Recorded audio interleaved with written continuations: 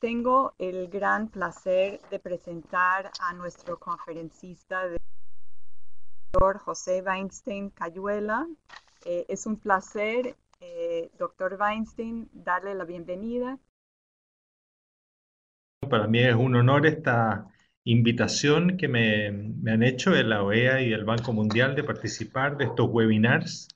Y yo lo que voy a intentar hacer durante alrededor de 45 minutos es buscar hacer una presentación respecto de Chile en relación al tema docente, es decir, ilustrarle a las personas. Tenemos personas de distintos lugares del continente, afortunadamente, escuchando esta conferencia, conversando con nosotros. La idea es mostrarle entonces nuestra realidad en algunos temas. Y para eso vamos a ir siguiendo la presentación que ustedes debieran estar viendo en pantalla.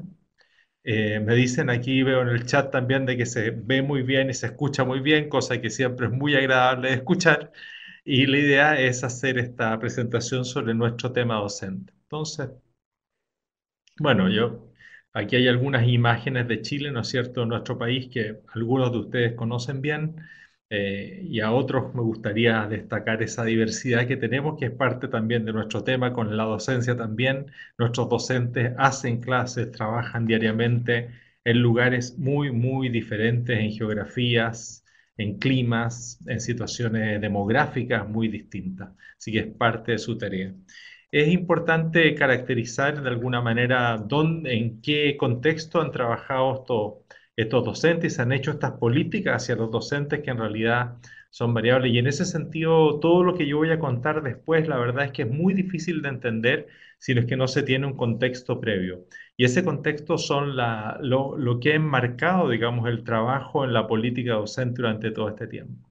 En ese sentido, es muy importante entender que durante este periodo, después de la recuperación de la democracia, del fin de la dictadura de Pinochet, desde el año 90, Chile recupera su democracia y durante estos 22 años, 23 años, lo que Chile ha ido avanzando ha tenido un centro muy fuerte en la estabilidad política y social.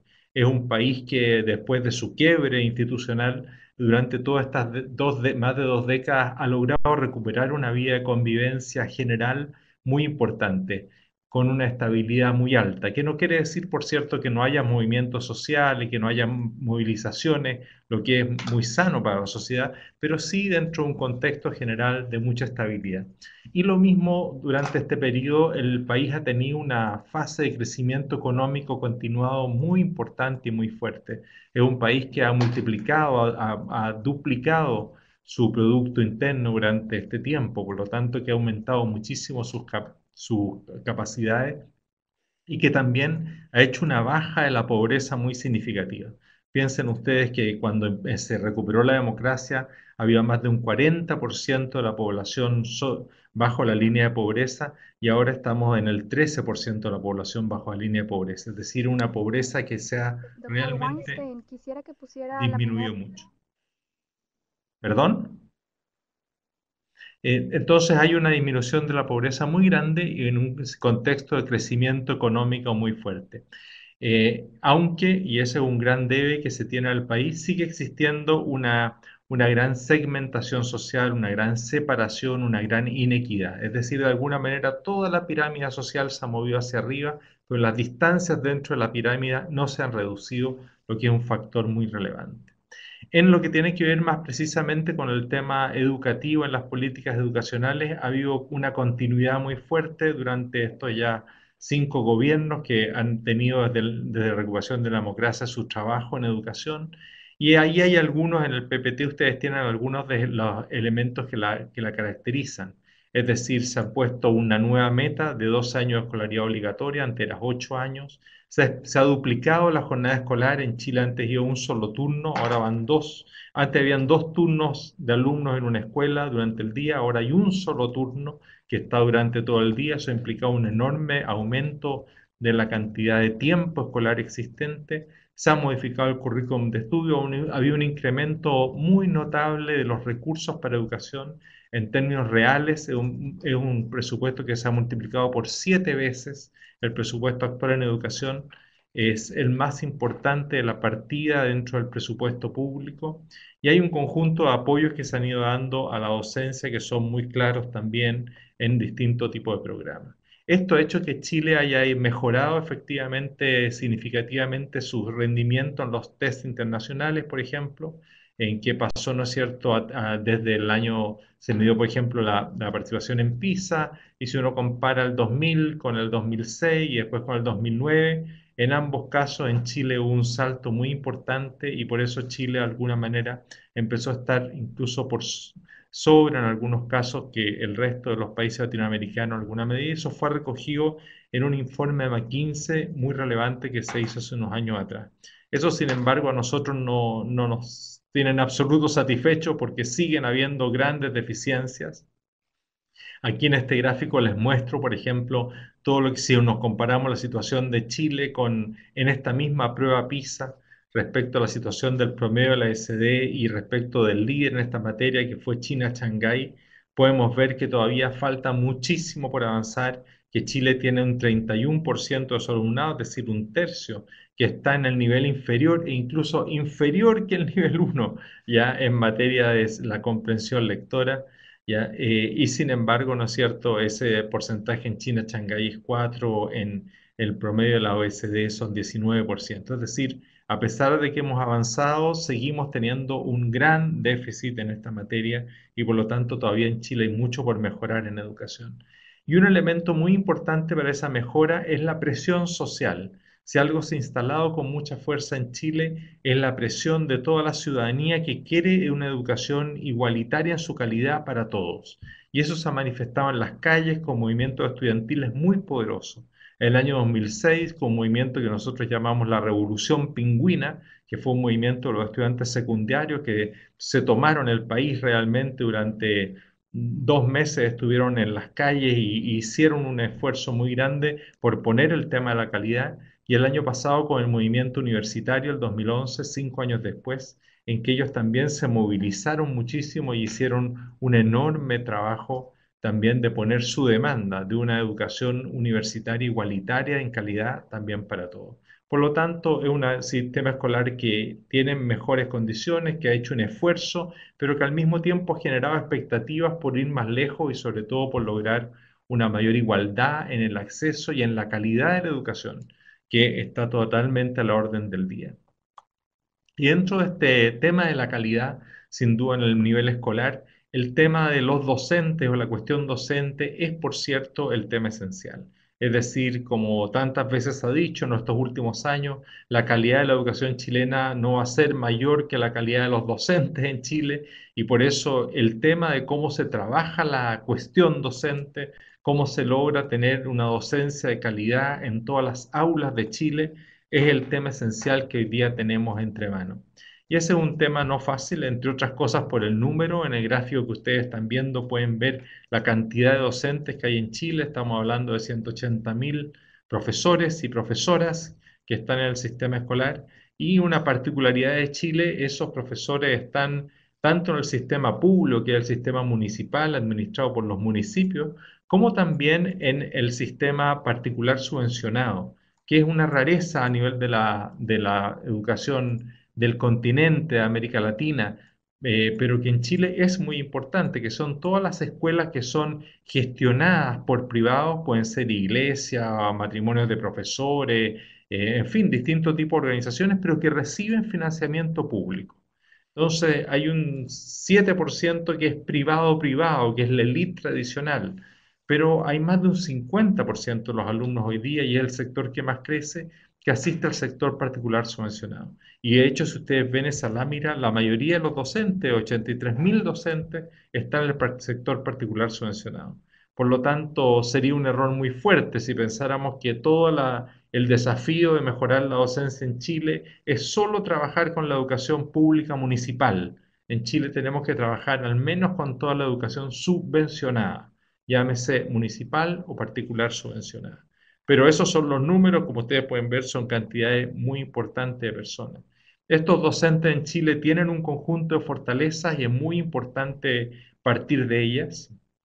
Tienen, por ejemplo, un fuerte sentido de identidad y el valor de su trabajo, En las encuestas que nosotros hacemos, la gran mayoría de ellos dice que volvería a ser profesor si tuviese que empezar de nuevo su trabajo, es decir, hay una vocación muy fuerte. La gran mayoría de ellos ha estudiado 4 o 5 años, estudios superiores después de la educación media para sacar sus títulos y son profesores titulados, por lo tanto, los que hacen clase en la gran mayoría del país. Tienen además muchas horas de capacitación durante su carrera. Cuando ya ejercen como profesores, su formación en servicio también es de una gran cantidad. Ha ido disminuyendo la cantidad de alumnos por profesor, por lo tanto, eso también es una información importante. Ustedes ahí tienen las tasas y pueden ver cómo ellos están viendo una mayor reducción, una mayor presencia de docentes para hacer su trabajo.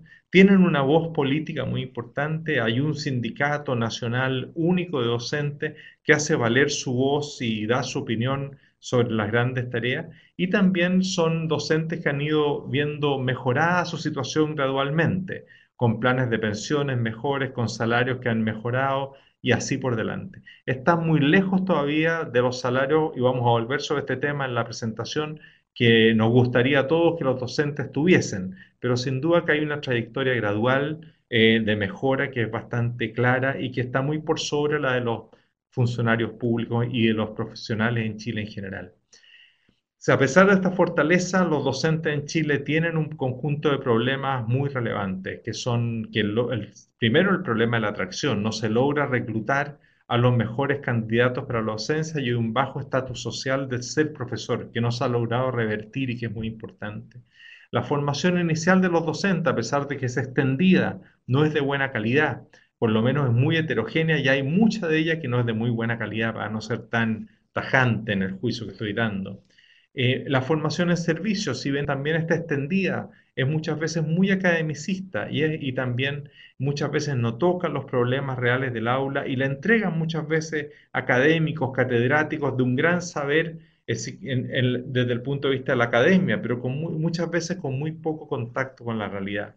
Los directivos, que debían ser tan importantes para la formación en servicio, habitualmente lo más débil que tienen es su liderazgo pedagógico y por eso muchas veces tampoco hacen durante su trabajo diario esta posibilidad también de reforzar el aspecto de la pedagogía, el aspecto educativo. Hay también una distribución inequitativa de las capacidades docentes. Quiero decir por esto que habitualmente los mejores docentes no están donde más se los necesita, sino que incluso ellos mismos lo que buscan es hacer una carrera ascendente en que van partiendo de establecimientos con menor estatus y mayores dificultades hacia establecimientos de clase media con mayor estatus. Por lo tanto, de alguna manera, la carrera docente desde el punto de vista de la aspiración de la mayoría de los docentes es de abandonar los lugares más pobres y más conflictivos, donde sin duda se requeriría los mejores docentes. Por eso digo, hay una distribución que no es del todo equitativo de las capacidades de los docentes. Y también muchas veces ellos no se sienten totalmente parte de las políticas y las medidas que se han hecho. Cosas como la que yo les comentaba antes, de políticas muy sustantivas hacia docentes, sin embargo, no siempre los docentes han sentido que ellos son los grandes artífices de esta acción. Lo que yo voy a intentar hacer con este panorama general, entonces, de más de 170.000 docentes, de una política que durante 20 años ha multiplicado sus acciones y también su presupuesto, es tratar de focalizarse en este tiempo en algunas iniciativas que me parecen pueden ser ilustradoras para personas de otros países, de otros sistemas escolares, respecto a inspirarle pistas de trabajo. Por eso yo le puse esta idea de pistas inspiradoras o de cuentos, y por algo está ¿no es cierto?, el Fautista de Amelín detrás de esto, en el sentido de tratar de contarles un cuento que les pueda inspirar. De ninguna manera la idea es que esto sea posible de imitar. Si hay algo que está lejos de nuestra idea es la imitación. Más bien lo que se trata es de que esto les dé a ustedes pistas, ideas de ideas que quizás en algunos países puedan ser también bien recibidas y pueden inspirarles a ustedes soluciones. Y lo que vamos a ver son 5 pistas inspiradoras o cuentos respecto de temas que justamente son temas muy importantes en Chile y en los cuales el país ha hecho algo, a veces con muy buenos resultados, otras veces con mayores problemas. El primer cuento chileno, de los cuales queremos sacar las primeras pintas inspiradoras, tiene que ver con la evaluación docente, con la idea que es posible llegar a un proceso de evaluación de los docentes. ¿Cómo se hizo esto en Chile? Esto nació después del año 2000, de una gran evaluación, de una gran negociación entre el gremio docente y el Ministerio de Educación, en la cual se llegó a ciertos acuerdos importantes. Y uno de los acuerdos importantes fue empezar un proceso de evaluación docente. Y para hacer esa evaluación docente, la primera acción que tuvimos que hacer entre el Ministerio de Educación y el sindicato docente fue ponernos de acuerdo en qué era ser un buen docente. Y en ese sentido es que se trabajó por buscar generar estándares que permitieran decir, bueno, si vamos a evaluar a los docentes, ¿contra qué los vamos a evaluar? ¿Qué es un buen docente? Y eso se hizo de manera participativa, se creó una comisión técnica entre estas dos grandes instituciones, el gremio de los docentes y por otra parte el Ministerio de Educación. Se trabajó haciendo un gran esfuerzo de recopilación de información a nivel internacional, buscando cómo era definido el rol docente y los estándares que existían en distintos países del mundo. Se hicieron incluso giras en las cuales, por ejemplo, se visitaron distintos países del mundo que tenían sistemas de evaluación muy bien constituidos. Por ejemplo, se visitó el caso cubano, se visitó también el caso de Irlanda, se visitó el caso de Escocia, en los cuales delegaciones chilenas que tenían componentes de distintos sectores fueron efectivamente a conocer lo que se hacía y se hizo lo más importante de todo, 2 días en los cuales se suspendieron las clases en todo el sistema escolar de tal manera de poder efectivamente hacer debate y poder discutir la propuesta que iba elaborando esta comisión en todo el país. Finalmente se llegó a lo que llamamos este marco de la buena enseñanza, en la cual se puso la posibilidad de tener de tener distintos indicadores, y esos indicadores abarcan tanto aspectos metodológicos como aspectos de contenido, como también de responsabilidad profesional. Esto se hizo de una manera que fue muy interesante en el sentido que se tomó también la experiencia de ETS, que es una gran institución internacional respecto a esta materia, de tal manera de ver efectivamente lo que se había avanzado por parte de ellos. Y después de eso se levantó propiamente el sistema de evaluación. El sistema de evaluación, ahí ustedes ven el mapa de este largo Chile. Gabriela Mistral, nuestra poetisa, maestra y premio Nobel, la llamaba la espada de América, ya por la forma que ustedes pueden ver en ese mapa. ¿Ya? Y bueno, ahí se definió en este largo Chile una manera de tener un sistema cuyo fin justamente no es punitivo, sino que es formativo, es una evaluación explícita, se compara contra parámetros que son conocidos. Es para los docentes de aula que hay una falencia muy importante, es solo para los del sector municipal, no entra del sector particular subvencionado, un tema que está muy en boga hoy día, la discusión en Chile respecto de esto, y tiene una vigencia de 4 años, es decir, cuando se evalúa un docente, ese docente guarda esa evaluación por 4 años y ahí tiene que volver obligatoriamente a evaluarse. Los docentes, una vez que son evaluados, se evalúan con un paquete distinto de herramientas. Por ejemplo, hay una autoevaluación personal, hay también una evaluación de un colega docente, hay también el director de la escuela y lo más importante es que él pone un aspecto que es muy relevante, que es un portafolio de evidencias. Y en ese portafolio de evidencias pone, por ejemplo, cómo hace una planificación o cómo evalúa un trabajo de un alumno e incluso pone un video de una clase que él brinda. Por lo tanto, durante 45 minutos él filma una clase y después la entrega también para la evaluación. Con toda esa evidencia de distintas fuentes distintas, es evaluado el docente y puede quedar en estas 4 categorías: ser destacado, ser competente, ser básico o insatisfactorio. Y cada una de estas categorías tiene distintas consecuencias. En el caso que el docente sea evaluado en las categorías de arriba, destacado, competente, él puede optar por tener unas asignaciones adicionales desde el punto de vista económico. esta asignación variable de desempeño individual, sobre la cual vamos a volver después. Y por lo tanto tiene un mérito que les puede ser reconocido por estar en esa evaluación. También se supone que el estar ahí es desde el punto de vista profesional una credencial muy importante, la que él tiene. En cambio, si se está en el nivel básico o insatisfactorio, la situación es al contrario. Él, si es básico, tiene falencia en algunas áreas, si es insatisfactorio, tiene muchas falencias y por ende él queda sujeto a los planes de superación profesional. Es decir, obligatoriamente ese docente que quedó calificado en esas situaciones más desmedradas tiene que asistir a estos planes de superación en las cuales justamente los aspectos de su docencia, por ejemplo, la metodología, por ejemplo, el no dominio de los contenidos, etcétera, pasan a ser parte de la formación a la cual tiene que asistir. Y en el caso incluso del caso del insatisfactorio, ¿no es cierto? Eso puede ser con que él tiene que evaluarse al año siguiente, ya deja de ser cada 4 años, pasa a ser una evaluación mucho más frecuente y además si él sigue teniendo una evaluación insatisfactoria, él sale del sistema. Es decir, es una evaluación, como vemos, que tiene consecuencias positivas en el caso de los bien evaluados y negativas, entre comillas, en el caso de los mal evaluados, que tienen que hacer una acción remedial y que en el caso extremo pueden salir del sistema. Ahora, desde el punto de vista de los números, como usted, aquí tenemos los gráficos, ¿no es cierto? La mayoría de ellos están en esta acción de competente, hay algunos incluso que son excelentes, y hay un nivel básico que es alrededor del 27%, y en este nivel más crítico e insatisfactorio es un nivel muy pequeño del 1 o 2% de los docentes.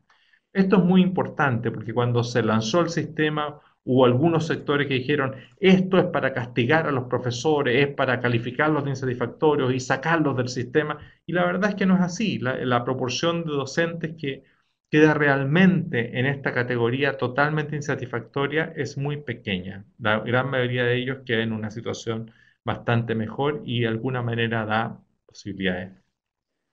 Ha sido interesante que este sistema de evaluación docente no solo ha permitido la profesionalización, en que cada uno sabe su situación como docente y puede mejorarla en los aspectos más débiles, sino que también ha dado a nivel país una imagen de cuáles son las grandes debilidades y las grandes fortalezas de la docencia. En ese sentido, por ejemplo, sabemos hoy día cosas sobre las prácticas de nuestros docentes que antes no sabíamos y que han sido muy importantes. Por ejemplo, que lo mejor que tienen nuestros docentes es en general logran un muy buen clima de aprendizaje. En cambio, lo que tienen más débil nuestros docentes es la evaluación propiamente de aprendizaje. Es decir, son docentes que en general les cuesta mucho evaluar a sus alumnos, que tienen pocas herramientas, que saben poco cómo hacerlo, que tienen un repertorio muy básico. Sabemos también que las mujeres docentes en general tienen una mejor evaluación que los hombres. Sabemos también que hay ciertas edades en las cuales los docentes son mejor evaluadas que otros. Cuando están, ¿no es cierto?, el pic de su carrera es un pic largo de unos 20 años, 15 años en los cuales están en su pic, y antes de eso todavía no lo alcanzan, y después de eso, cuando ya entra a una edad avanzada, también tiende a decaer. Sabemos también otros aspectos respecto a los docentes y su uso de las tecnologías y así por delante. ¿Qué es lo que me interesaba entonces poner en respecto a este tema? La moraleja mayor que es sacando, ¿no es cierto?, esta cita de una estudiosa sobre este tema, es que es posible construir sistemas de evaluación de los docentes. En algunos países, yo miraba recién la gráfica y ustedes habían ido respondiendo y veíamos que en algunos países fue cambiando, pero había un 30%, un 40% que no tenían sistemas de evaluación docente. El mensaje es que se pueden construir esos sistemas. Esa es nuestra moraleja. Pero para hacerlo y para que esos sistemas perduren en el tiempo, es muy importante que gocen de legitimidad social entre el propio profesorado. Y para esa legitimidad, eso lleva tiempo y implica un proceso de construcción participativo, en lo cual no basta con que un gobierno determinado le encargue a los mejores expertos que diseñen un programa de evaluación y después lo traten de imponer al profesorado. Este sistema tiene que ser construido colaborativamente, tiene que tener un diálogo con la sociedad docente, tiene que darse el tiempo y nosotros nos demoramos varios años en construir ese sistema y en probarlo, de tal manera que sea muy legítimo. Pero cuando es legítimo, si bien puede tomar más tiempo el ponerlo en marcha, goza también de una posibilidad de sostenerse en el tiempo y una legitimidad que es un bien muy caro, muy importante de lograr. Entonces, ese es el primer elemento de los docentes que a mí me interesaba relevar. Esta instalación que hubo en Chile de un sistema de evaluación docente para todos los docentes del mundo municipal, que ya lleva más de 7 años aplicándose, por el cual la mayoría de los docentes ya ha pasado no una vez, sino 2 veces, y algunos van para la tercera vez con esta idea de los 4 años, y que he tenido esta posibilidad de ir de alguna manera mejorando, haciendo una reflexividad, una retroalimentación del ámbito docente muy individualizado. Un segundo cuento chileno tiene que ver con otra iniciativa que nosotros hemos llevado a cabo, que es más reciente y que es menos exitosa probablemente que la evaluación docente, que tiene que ver con un problema esencial: cómo reclutar a los mejores alumnos para que vayan a la docencia. Cómo lograr que esos jóvenes que quieren ser médicos, abogados, ingenieros, que esos son habitualmente nuestros mejores puntajes, nuestros mejores candidatos, opten también por la docencia y consideren que esta es la profesión más importante para el país, como estoy seguro que los que estamos participando de este debate creemos. Y en ese sentido, un tema muy, muy interesante que se hizo en Chile fue esta idea de poner un conjunto de becas muy importante al servicio de los estudiantes con mejores resultados. Y ese es el cuento, digamos. Como vemos en Chile, y esta gráfica así lo muestra, la docencia no goza de un buen prestigio, y cuando goza de un prestigio mayor en los sectores más populares, en las clases medias y sobre todo en las clases altas, la docencia no goza de un buen prestigio. Y para tratar de revertir esa situación, lo que hizo el gobierno el año 2010 fue crear una gran beca que se llamó Vocación de Profesor. Y esta gran beca consistió básicamente a que los alumnos que tuviesen un buen puntaje durante la enseñanza media y sobre todo en el test de ingreso a universidad, que se llama en nuestro lenguaje PSU, prueba de selección universitaria, tuviesen inmediatamente, por el hecho de lograr ese buen puntaje, independientemente del nivel socioeconómico que vinieran, una beca que les financiara todos sus estudios gratuitamente. Y adicionalmente, a esos buenos alumnos se les entregaba la posibilidad de tener una mensualidad, es decir, no solo estudiaban gratis toda su carrera, sino que adicionalmente a eso recibían recursos para su bolsillo, de tal manera de que pudiesen tener un estímulo adicional. Y adicionalmente a eso, se les daba a los muy buenos alumnos la posibilidad de tener un semestre de estudio en el extranjero asegurado también por el Estado. Es decir, una beca muy potente, muy poderosa, muy distinta de las becas que habitualmente han habido en Chile para fomentar la docencia. Esto se acompañó de una campaña comunicacional. Lo que ustedes ven en la lámina que está ahí son campañas que se dieron en la televisión en Chile con mucha fuerza y en la cual se mostró justamente este deseo, esta invitación del gobierno de ser parte efectivamente de esto. Bueno, y el resultado de esta acción de la beca vocación de profesor, que fue algo que todos vimos con mucho entusiasmo como una posibilidad de ir revirtiendo el prestigio y lograr capturar efectivamente a muy buenos candidatos para los docentes, sin embargo, fue muy inferior a lo que se esperaba. Ya llevamos 2 años de esta acción y de alguna manera se ratifica algo muy claro de que no se logra mover sustantivamente la postulación a la pedagogía. Lo que tenemos es algunos puntajes más que se suman.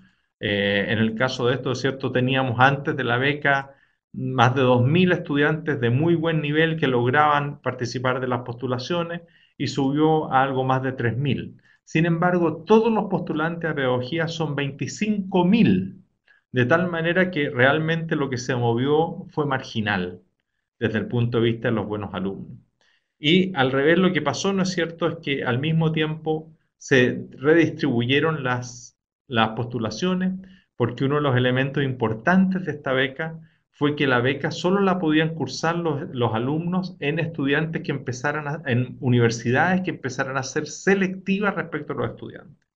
¿Cuál fue el resultado de eso? El resultado fue que los estudiantes que no cumplían con este buen perfil siguieron postulando a pedagogía, pero se fueron a las universidades que no participaron de la beca, que no eran selectivas, y por lo tanto se produjo un trasvasije de matrícula muy fuerte. En suma, ¿qué es lo que yo quería contarles con este segundo cuento chileno respecto de cómo se cambia la composición de los estudiantes que quieren ser maestros? Es que nuestra conclusión principal es que las solas becas no bastan, que iniciativas aisladas, por poderosas que sean, no logran cambiar el estatus de la docencia, que se necesitan algo más sistémico, que permita efectivamente que haya un cambio. Y eso de alguna manera, ¿no es cierto?, lo que estamos viendo. Justamente la pregunta ahí que le estamos haciendo tiene que ver con esto, ¿no es cierto? Que efectivamente haya esta posibilidad. Y pareciera ser que en el fondo lo que se requiere para el cambio en la docencia son cambios mucho mayores, muy sustantivos, que tienen que ver con una posibilidad muy grande de cambiar los salarios de los docentes, cambiar su estatus en la sociedad, cambiar otro tipo de recursos y solamente mover lo que son, ¿no es cierto?, las becas o la posibilidad de estudiar es algo que no logra transformar significativamente la docencia. Por lo que veo aquí en el tablero respecto a lo que ustedes ponen respecto a la docencia en sus países y al estatus de la docencia, que es probablemente el factor más importante, lo que ustedes relatan es que efectivamente no es algo que esté progresando significativamente en sus países. ¿Ya? Nosotros en Chile también no lo hemos logrado hacer progresar lo suficiente.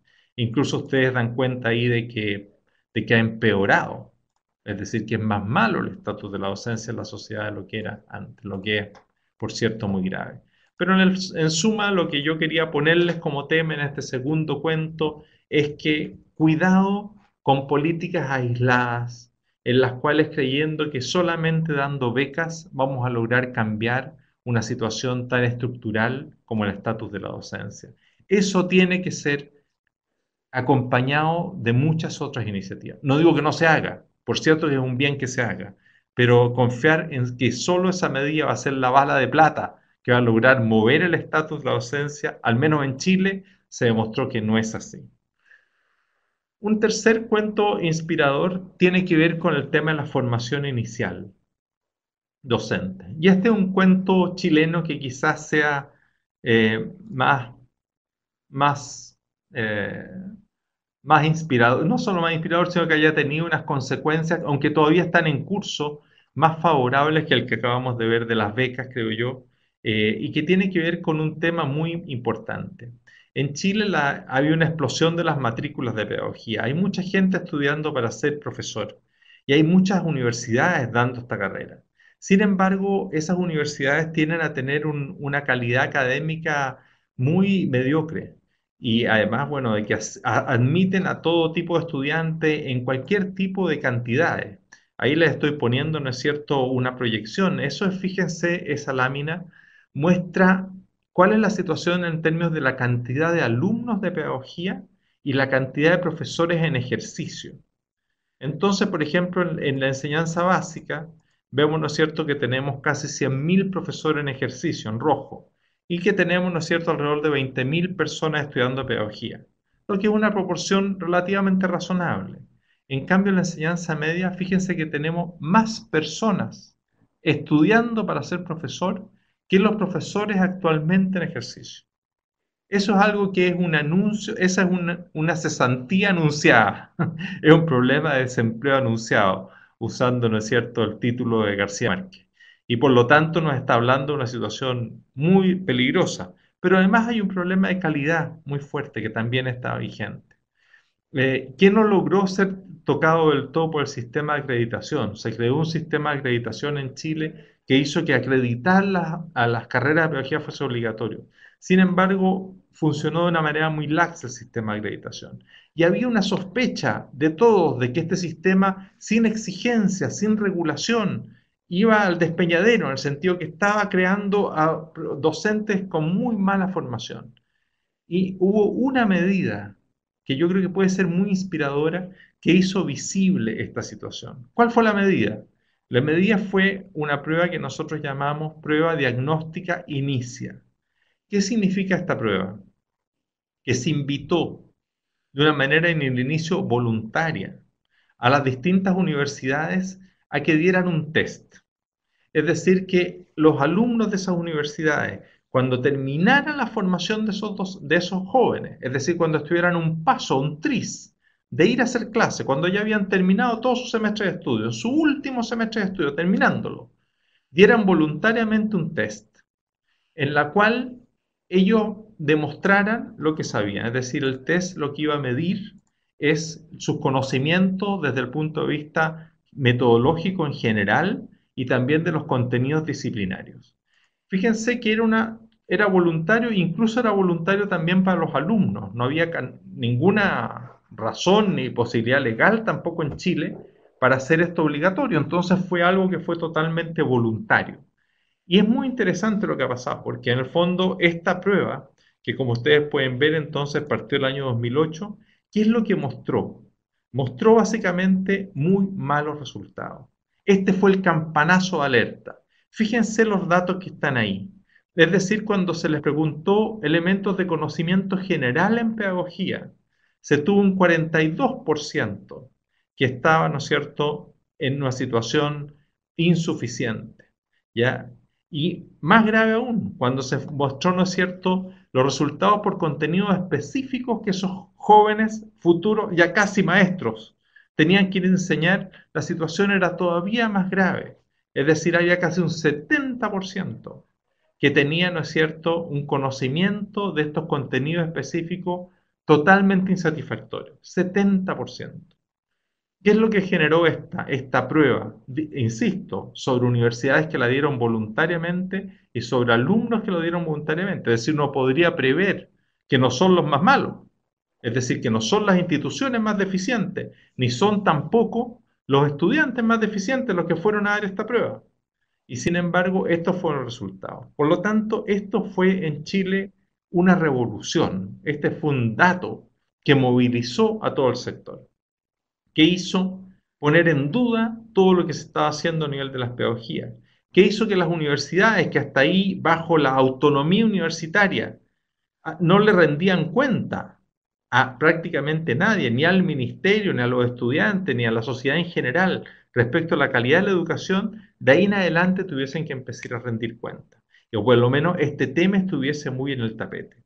¿Y qué es lo que está pasando hoy día en Chile respecto a este tema? Bueno, que se están creando un conjunto de estándares para las pedagogías que son muy importantes, que también se está discutiendo una ley que haría que esta prueba inicia u otra prueba fuese una suerte de examen de habilitación profesional, de tal manera que cualquiera que quiera ser docente no solamente tenga que tener su grado mostrado por la universidad, sino que adicionalmente a eso tenga que haber pasado un examen de habilitación profesional y que ese examen sea de alguna manera un requisito adicional, porque claramente, de acuerdo a los resultados de inicia, es evidente que no basta con el título que dan las universidades. Por eso hay algo más que tiene que ser pedido. Por eso hoy en día eso está totalmente en la discusión pública. Esto ha sido algo, insisto, muy relevante en Chile, que ha tenido una gran incidencia. Y por eso nosotros lo vemos como algo que puede ser inspirador respecto de otros países. Yo les he contado, ¿no es cierto?, hasta aquí 3 cuentos chilenos, ¿ya?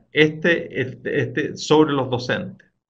Y el primero tenía que ver con la evaluación de los docentes, diciéndole esa evaluación es posible siempre que se haga de una manera consensuada y creando un marco de la buena enseñanza que es muy importante.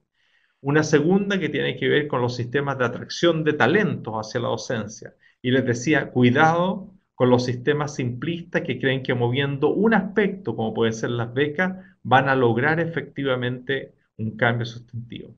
Y tercera tiene que ver, ¿no es cierto?, con la evaluación docente, con el sistema, perdón, vinculado con todo lo que es la formación de las universidades, de los institutos respecto a los docentes, en los cuales nosotros no teníamos un sistema de aseguramiento de la calidad.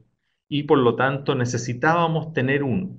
Y se intentó de una manera relativamente burocrática y la respuesta de eso fue que efectivamente no se tenía una buena respuesta y después de eso, ¿no es cierto?, se buscó por otra vía y esta vía fue esta información estratégica que fue, insisto, un gong de alerta. Lo que ustedes cuentan aquí, ¿no es cierto?, la respuesta que estamos viendo respecto de los países de los cuales ustedes participan, esta parece ser un tema mayor. La gran mayoría de ustedes dicen que no existen sistemas de aseguramiento de la calidad en la educación superior o en la formación de los futuros maestros. Este tema es esencial. Y créanme, aquí hay creo algo en Chile que muestra al menos cómo detonar el inicio de la solución del problema. Nosotros no tenemos la solución del problema. Puede ser mucho más largo todavía y seguro va a ser más complejo. Pero sí tuvimos una posibilidad de detonar el inicio, que puede ser interesante que ustedes la conozcan. Lo cuarto tiene que ver con el tema de los docentes en las escuelas más vulnerables, cómo trabajar con ellos, cómo lograr hacerlos más efectivos. Y ahí en Chile se ha desarrollado en este tiempo una experiencia que es muy interesante, que nosotros la llamamos la ley CEP. CEP por subvención escolar preferencial.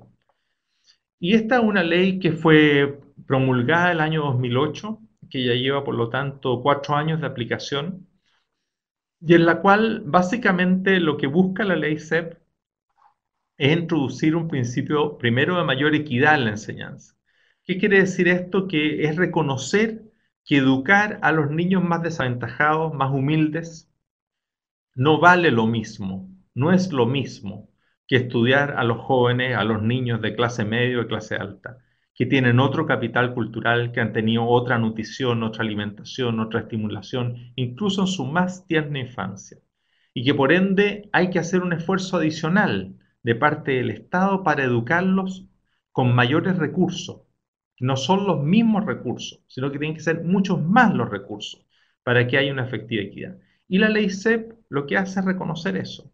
Decir, es necesario entregar recursos y muchos más recursos para educar a los niños más vulnerables que vienen de familias más desaventajadas. Pero lo interesante de la ley CEP es que hace esto al mismo tiempo diciéndole a la escuela, se van a poner más recursos, pero al mismo tiempo la escuela tiene que ir logrando mayor mejora desde el punto de vista de su calidad educativa. Y por lo tanto, esos mayores recursos que se empiezan a entregar a la escuela no son contra nada, sino que son contra un plan de mejora, son contra una apuesta que hace la escuela respecto de cómo puede mejorar su enseñanza. Y de hecho, los recursos que se entregan son recursos que van destinados a financiar el plan de mejora. Ese es el sentido que los guía. Ese plan de mejora lo supervisa el Ministerio de Educación. Es un plan de mejora que la escuela y el municipio o el sostenedor privado subvencionado tiene que decir, mire, yo tengo tantos recursos adicionales porque tengo tantos niños vulnerables que se atienden aquí, eh, y lo que yo voy a hacer como plan de mejora de mi educación va a ser un plan que en 4 años va a buscar tales metas y va a hacerlo por tales medios. Y ese plan de mejora es presentado al Ministerio de Educación y el Ministerio de Educación dice, ok, estamos de acuerdo, es un buen plan, o bien el Ministerio de Educación le dice, pare un poco, reformule este aspecto, vea esta meta que es irrealizable, o vea este medio que no es adecuado, revise su estrategia y así por delante. Pero eso, y lo interesante de esto es que, bueno, son recursos muy sustantivos, no son recursos menores. Estamos hablando de 350 millones de dólares durante este año, adicionales al financiamiento habitual, y sobre todo que hay una muestra aquí que lo muestra bien en esta lámina, que es un 50% más de financiamiento por niño que el que tenía la escuela antes. Es decir, son números muy sustantivos y además no son dados por una vez, sino que son dados durante un tiempo importante, durante estos 4 años al menos que está el plan de mejora en marcha. Esta política ha sido muy interesante porque ha permitido que los maestros se sientan parte del programa de trabajo. En Chile habitualmente, hasta antes de la ley CEP, lo que tendíamos a tener eran programas de mejora que eran de arriba hacia abajo, es decir, que los diseñaba el Ministerio de Educación y sus técnicos y bajaban como una cascada hacia las escuelas. Las escuelas lo que tenían que hacer era implementar una política que venía desde arriba y que supuestamente era muy buena. Eso habitualmente no movilizó a las comunidades escolares. Las comunidades escolares sintieron que era algo externo, que venía desde arriba, que podía estar bien inspirado, pero que no los convocaba. Aquí la lógica se invierte. Es la propia comunidad escolar la que tiene que buscar sus apuestas de mejora. Lo puede hacer con asistencia técnica. Y hay asistencia técnica no solo del ministerio, también de privados, que pueden ayudar a esa escuela a que haga su plan. Pero el plan es un plan que es suscrito por la propia escuela y por lo tanto tiene un nivel de compromiso e involucración muy distinto. Una gran participación detrás del plan. Y eso ha hecho que las comunidades escolares se pongan en marcha.